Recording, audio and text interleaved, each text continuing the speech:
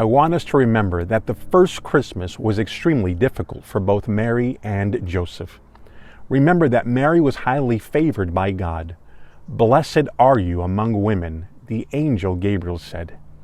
Mary was chosen by God to give birth to the Messiah of Israel. Mary's life would never be the same again.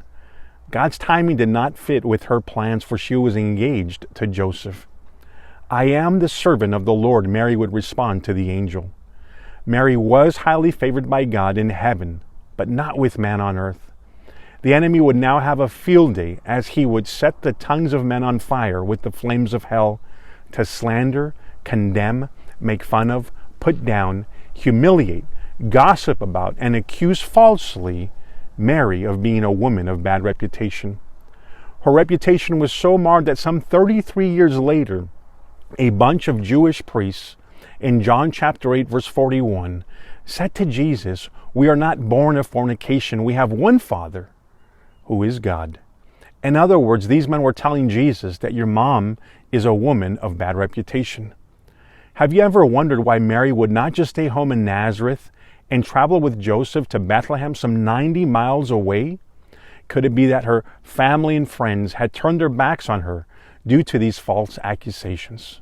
Life for the Holy Family was not easy, yet God was literally with them, and He was also in complete control.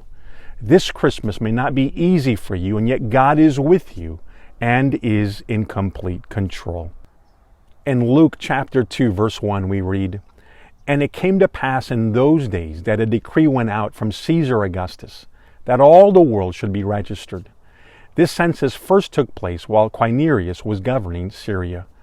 So all went to be registered, everyone to his own city. Joseph also went up from Galilee, out of the city of Nazareth into Judea, to the city of David, which is called Bethlehem, because he was of the house and the lineage of David, to be registered with Mary, his engaged wife, who was with child."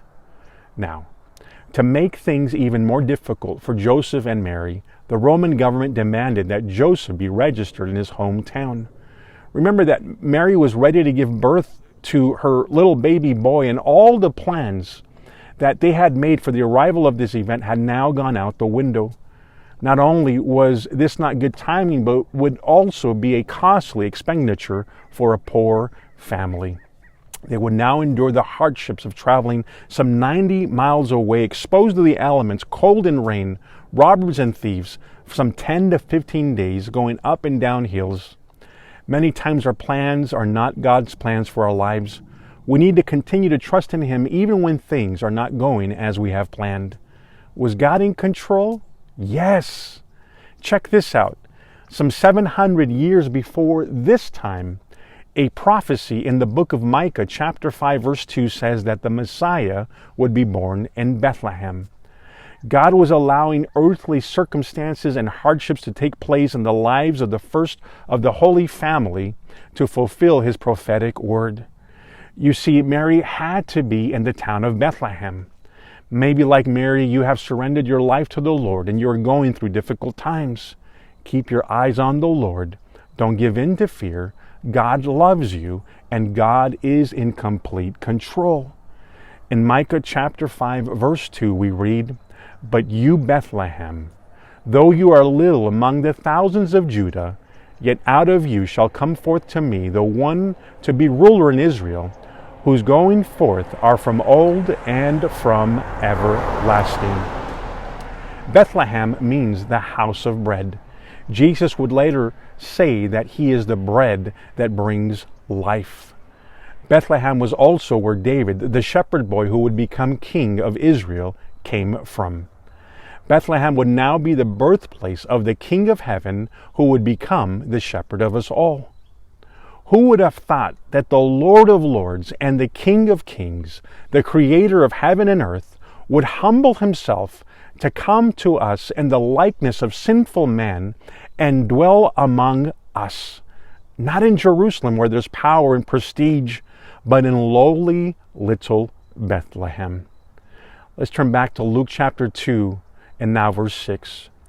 "So it was that while they were there, the days were completed for her to be delivered. And so she brought forth her firstborn son, and wrapped him in swaddling cloths, and laid him in the manger, because there was no room for them in the inn. God bless you and keep you.